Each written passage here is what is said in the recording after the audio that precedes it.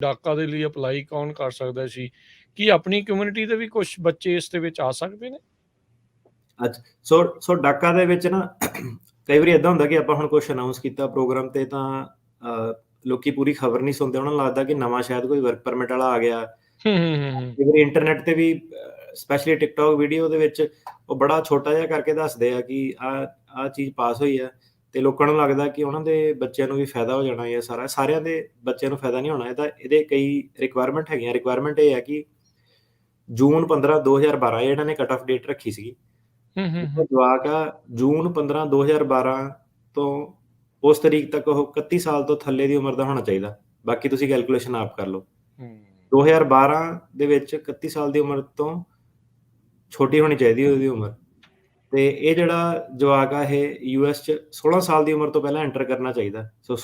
ਸੋ ਦੋ ਰਿਕੁਆਇਰਮੈਂਟ ਆ ਗਈਆਂ। ਇੱਕ 16 ਸਾਲ ਦੀ ਛੋਟੀ ਉਮਰ ਤੋਂ ਪਹਿਲਾਂ ਜਿਹਦੇ ਘਰ ਦੇ ਲੈ ਕੇ ਆਏ ਉਹਨੂੰ, ਜਾਂ ਆਪ ਆਇਆ ਕੱਚੇ ਤੌਰ ਤੇ ਆਇਆ ਜਿਹਦੇ ਕੋਲ ਪੇਪਰ ਨਹੀਂ ਹੈਗੇ, ਤੇ ਜੂਨ 2012 ਤੱਕ ਉਹ 31 ਸਾਲ ਦਾ ਨਹੀਂ ਹੋਣਾ ਚਾਹੀਦਾ। ਸੋ ਇਹਦੇ ਵਿੱਚ ਉਹ ਵਾਲੇ ਲੋਕੀ ਆਉਂਦੇ ਆ, ਬੱਚੇ ਆਉਂਦੇ ਆ ਜਿਹੜੇ ਜਦੋਂ ਓਬਾਮਾ ਨੇ ਪਾਸ ਕੀਤਾ ਸੀ ਉਹਨੂੰ ਪਤਾ ਸੀ ਕਿ ਬਾਅਦ 'ਚ ਵੀ ਲੋਕੀ ਆਈ ਜਾਣੇ ਆ। ਸੋ ਉਹਨਾਂ ਨੇ ਇੱਕ ਕੱਟ ਆਫ ਰੱਖਿਆ ਹੋਇਆ। ਦੋ ਰਿਕੁਆਇਰਮੈਂਟਾਂ ਤੁਹਾਡੀਆਂ ਜਿਹੜੀਆਂ ਮੀਟ ਹੋਣੀਆਂ ਚਾਹੀਦੀਆਂ।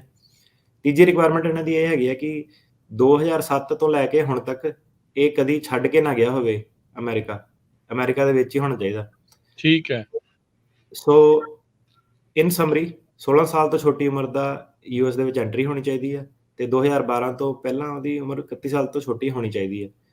ਤੇ ਇਹ ਬਿਨਾਂ ਇੰਸਪੈਕਸ਼ਨ ਦੇ ਮਤਲਬ ਕਿ ਬਾਰਡਰ ਟੱਪ ਕੇ ਆਉਣਾ ਚਾਹੀਦਾ। ਜਾਂ ਫਿਰ ਜਿਹੜੇ ਲੋਕੀ ਵੀਜ਼ਿਆਂ ਤੇ ਆਏ ਆ, ਇਹ ਬਹੁਤ ਸਵਾਲ ਆਉਂਦਾ ਕਿ ਵੀਜ਼ਿਆਂ ਵਾਲੇ ਜਿਹੜੇ ਸਾਡੇ ਪੰਜਾਬ ਤੋਂ ਕਾਫੀ ਫੈਮਿਲੀ ਜਿਹੜੇ ਲੋਕ ਆਏ ਆ, ਹਾਂਜੀ ਹਾਂਜੀ, ਓਵਰਸਟੇ ਕਰ ਜਾਂਦੇ ਆ ਤੇ ਉਹਨਾਂ ਦਾ ਅਸਾਈਲਮ ਚੱਲਦਾ ਹੁੰਦਾ ਤੇ ਜਵਾਕ ਉਹਨਾਂ ਦੇ ਵੱਡੇ ਵੀ ਹੋ ਜਾਂਦੇ ਕਈਆਂ ਦੇ। ਉਹ ਵਾਲੇ ਕੇਸ ਦੇ ਵਿੱਚ, ਪੰਜਾਬੀਆਂ ਦੇ ਕੇਸ 'ਚ ਬਾਰਡਰ ਟੱਪ ਕੇ ਤਾਂ ਜਵਾਕ ਉਦੋਂ ਘੱਟ ਆਉਂਦੇ ਆ, ਡਾਕਾ ਡੂਕਾ ਲੈ ਹੀ ਲਿਆ ਹੋਣਾ ਸਾਰਿਆਂ ਨੇ। ਉਹਨਾਂ ਦੇ ਕੇਸ 'ਚ ਜਿਹੜੀ ਉਹਨਾਂ ਦੀ ਸ਼ਰਤ ਉਹ ਇਹ ਹੈ ਕਿ ਜਿਹੜਾ ਤੁਹਾਡਾ ਟੂਰਿਸਟ ਵੀਜ਼ਾ ਸੀਗਾ ਉਹ ਜੂਨ 2012 ਤੋਂ ਪਹਿਲਾਂ ਐਕਸਪਾਇਰ ਹੋ ਜਾਣਾ ਚਾਹੀਦਾ। ਮਤਲਬ ਕਿ ਤੁਸੀਂ ਜੂਨ 2012 ਨੂੰ ਕੱਚੇ ਤਰੀਕੇ ਨਾਲ ਇੱਥੇ ਪ੍ਰੈਜ਼ੈਂਟ ਹੋਣੇ ਚਾਹੀਦੇ ਆ, ਪੱਕੇ ਤਰੀਕੇ ਨਾਲ ਨਹੀਂ। ਠੀਕ ਹੈ।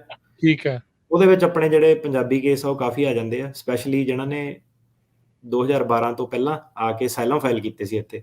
ਓਕੇ। ਸੋ ਉਹ ਹੁਣ ਜੇ ਸਾਨੂੰ ਕਾਲ ਕਰਦੇ ਆ, ਇਹ ਯਾਦ ਰੱਖਿਓ ਕਿ ਜਿਹੜੀ ਹੁਣ ਇਹਨਾਂ ਨੇ ਰੂਲ ਕੋਡੀਫਾਈ ਕੀਤਾ, ਇੰਜੰਕਸ਼ਨ ਚੱਲ ਰਹੀ ਆ, ਜਿਹਨਾਂ ਨੇ ਫਾਈਲ ਕੀਤਾ ਉਹਨਾਂ ਦੇ ਐਕਸਟੈਂਡ ਸਾਰੇ ਹੋ ਸਕਦੇ ਆ। ਜਿਹਨਾਂ ਨੂੰ ਇਸ ਰੂਲ ਬਾਰੇ ਪਤਾ ਨਹੀਂ ਸੀਗਾ ਤੇ ਉਹ ਕਹਿੰਦੇ ਆ ਕਿ ਹੁਣ ਮੇਰਾ ਬੈਨੀਫਿਟ ਡਾਕਾ ਦਾ ਹੋਵੇ, ਨਵੇਂ ਜਿਹੜੇ ਡਾਕਾ ਦੇ ਆ ਫਿਲਹਾਲ ਨਹੀਂ ਫਾਈਲ ਹੋ ਸਕਦੇ ਜਦ ਤੱਕ ਜਿਹੜੀ ਇੰਜੰਕਸ਼ਨ ਆ ਉਹ ਸਟੈਂਡ ਕਰਦੀ ਆ। ਸੋ ਉਹ ਵਾਲੇ ਲੋਕੀ ਜਿਹਨਾਂ ਨੇ ਅਜੇ ਤੱਕ ਡਾਕਾ ਫਾਈਲ ਨਹੀਂ ਕੀਤਾ, ਉਹਨਾਂ ਨੂੰ ਥੋੜੀ ਜਿਹੀ ਵੇਟ ਕਰਨੀ ਪੈਣੀ ਹੈ। ਤੇ ਇਹਦੇ ਵਿੱਚ ਹੋਰ ਵੀ ਕੁਝ ਸ਼ਰਤਾਂ ਕਿ ਇਦਾਂ ਨਹੀਂ ਕਿ ਹੁਣ ਸਿੱਧੇ ਜਵਾਕ ਨੇ ਕਰ ਦੇਣਾ।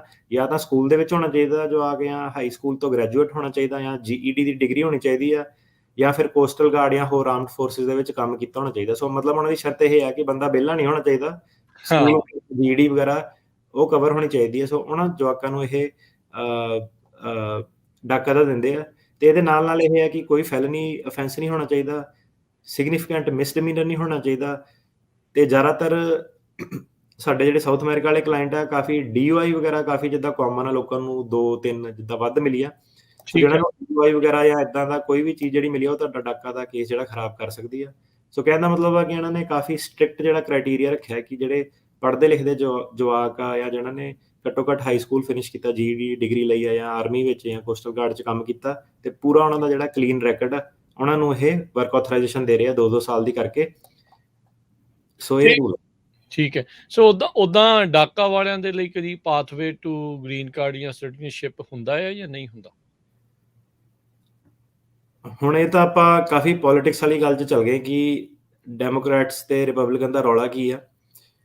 ਸੋ ਕਾਂਗਰਸ ਕੋਈ ਵੀ ਲਾਅ ਪਾਸ ਕਰ ਸਕਦੀ ਹੈ ਕਿ ਕੱਚਿਆਂ ਨੂੰ ਪੱਕੇ ਕਰ ਦਿਓ, ਵਾਲੇ ਨੂੰ ਪੱਕਾ ਕਰ ਦਿਓ। ਭਾਵੇਂ ਕਾਂਗਰਸ ਨੇ ਜੇ ਲਾਅ ਪਾਸ ਕਰਤਾ। ਸੋ ਜਦੋਂ ਓਬਾਮੇ ਹੋਣੀ ਆਏ ਸੀ, ਬੜੀ ਮੈਜੋਰਟੀ ਨਾਲ ਉਦੋਂ ਜਿੱਤੇ ਸੀ। ਬੁਸ਼ ਦਾ ਜਿਹੜਾ ਟਾਈਮ ਸੀਗਾ, ਲੜਾਈਆਂ 'ਚ ਜਦੋਂ ਬਾਹਰ ਨਿਕਲਿਆ, ਉਹਦਾ ਰਿਪਬਲਿਕਨ ਕਾਫੀ ਬੁਰੀ ਤਰ੍ਹਾਂ ਹਾਰੇ ਸੀਗੇ, ਮੈਜੋਰਟੀ 'ਚ ਆਏ ਸੀਗੇ। ਸੋ ਓਬਾਮਾ ਦੇ ਕੋਲ ਪੂਰਾ ਇੱਕ ਮੌਕਾ ਇਹੋ ਜਿਹਾ ਸੀਗਾ ਕਿ ਦੋਨੋਂ ਜਿਹੜੇ ਅਪਰ ਹਾਊਸ ਲੋਅਰ ਹਾਊਸ ਇਹ ਕੰਟਰੋਲ ਕਰਦੇ ਸੀਗੇ, ਤੇ ਡੈਮੋਕ੍ਰੈਟਸ ਕੰਪਰੀਹੈਂਸਿਵ ਇਮੀਗ੍ਰੇਸ਼ਨ ਰਿਫਾਰਮ ਜਿਹੜਾ ਪਾਸ ਕਰ ਸਕਦੇ ਸੀਗੇ, ਪਰ ਇਹਨਾਂ ਨੇ ਕੀਤਾ ਨਹੀਂ।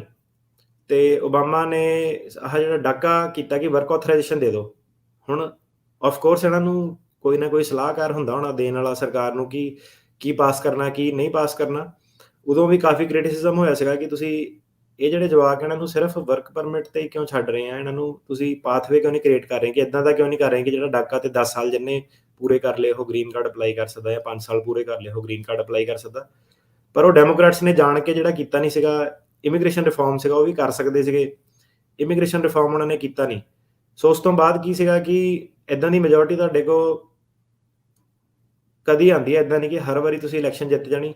ਸੋ ਜਿੰਨੀ ਕੁ ਮੈਨੂੰ ਸਮਝ ਆਈ, ਜਿੰਨੀ ਕੁ ਦੇਰ ਮੈਂ ਇਸ ਕੰਟਰੀ ਤੋਂ ਹੈਗਾ ਹੈ ਨਾ, ਮੈਂ ਆਪ 2007 ਤੋਂ ਆਇਆ ਸੀਗਾ। ਉਸ ਤੋਂ ਪਹਿਲਾਂ ਤਾਂ ਆਪਾਂ ਵੀ ਕਿਤਾਬਾਂ 'ਚ ਹੀ ਪੜ੍ਹਿਆ ਕਿ ਇਮੀਗ੍ਰੇਸ਼ਨ ਰਿਫਾਰਮ ਹੋਇਆ।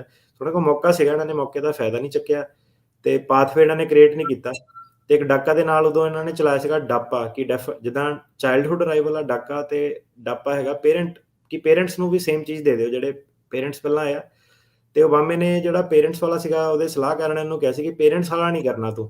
ਸੋ ਪੇਰੈਂਟਸ ਵਾਲਾ ਨਹੀਂ ਇਹਨਾਂ ਨੇ ਕੀਤਾ। ਉਹ ਇੱਕ ਬੜਾ ਵੱਡਾ ਜਿਹੜਾ ਚੀਜ਼ ਸੀਗੀ, ਉਹਦਾ ਵੀ ਬੜਾ ਕ੍ਰਿਟਿਸਿਜ਼ਮ ਹੋਇਆ ਕਿ ਤੁਸੀਂ ਪੇਰੈਂਟਸ ਦਾ ਵੀ ਕਰੋ ਜੇ ਤੁਸੀਂ ਚਾਈਲਡਹੁੱਡ ਦਾ ਕਰ ਰਹੇ ਹੋ। ਪਰ ਇਹਨਾਂ ਨੇ ਬੱਚਿਆਂ ਦਾ ਹੀ ਕੀਤਾ ਸੀਗਾ, ਅਤੇ ਉਹ ਫਿਰ ਕਾਫੀ ਜਿਹੜੀ ਸੀਗੀ ਨਿਊਜ਼ ਦੇ ਵਿੱਚ ਰਿਹਾ, ਕ੍ਰਿਟਿਸਿਜ਼ਮ ਦੇ ਵਿੱਚ ਰਿਹਾ। ਤਾਂ ਪਾਥਵੇ ਅਜੇ ਤੱਕ ਕੋਈ ਕ੍ਰੀਏਟ ਨਹੀਂ ਹੋਇਆ ਸਿਟੀਜ਼ਨ ਬਣਨ ਲਈ ਜਾਂ ਗ੍ਰੀਨ ਕਾਰਡ ਹੋਣ ਲਈ। ਕਈਆਂ ਦਾ ਇਹ ਸੀਗਾ ਕਿ ਜਦੋਂ ਵਰਕ ਆਥੋਰਾਈਜੇਸ਼ਨ ਦਾ ਤੁਹਾਨੂੰ ਟਰੈਵਲ ਮਿਲ ਜਾਂਦੀ ਸੀਗੀ, ਜਿਹੜੇ ਹੁਣ ਜਵਾਕ ਐਡੀ ਛੋਟੀ ਉਮਰੇ ਆਏ ਆ, ਓਬਵੀਅਸਲੀ ਇੱਥੇ ਸਕੂਲ ਜਾਊਗੇ, ਇੱਥੇ ਵਿਆਹ ਕਰਾਊਗੇ, ਅੱਗੇ ਇੱਥੇ ਉਹਨਾਂ ਨੂੰ ਮੈਚ ਮਿਲੂਗਾ। ਸੋ ਕਈਆਂ ਦਾ ਇੱਦਾਂ ਸੀਗਾ ਕਿ ਉਹ 601 ਵੇਵਰ ਲੈ ਕੇ ਬਾਹਰ ਜਾ ਕੇ ਵੀਜ਼ੇ ਲਵਾ ਕੇ ਕਾਫੀ ਜ਼ਿਆਦਾ ਲੋਕੀ ਪੱਕੇ ਹੋ ਗਏ।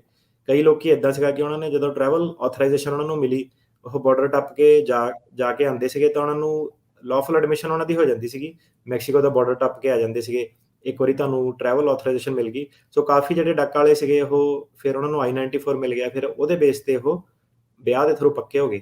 ਸੋ ਇੱਦਾਂ ਸੀਗਾ ਕਿ ਪਰ ਡਾਇਰੈਕਟਲੀ ਜੇ ਤੁਸੀਂ ਕਹੋ ਕਿ ਬਿਨਾਂ ਵਿਆਹ ਦੇ ਜਾਂ ਬਿਨਾਂ ਪੇਰੈਂਟਸ ਦੀ ਪਟੀਸ਼ਨ ਦੇ ਥਰੂ ਐਸ ਸੱਚ ਡਾਕਾ ਨੂੰ ਉਹਨਾਂ ਨੇ ਕੋਈ ਪਾਥਵੇ ਛੱਡਿਆ ਨਹੀਂ ਕਿ ਸਿੱਧੇ ਡਾਇਰੈਕਟਲੀ ਪੱਕੇ ਹੋ ਸਕਣ।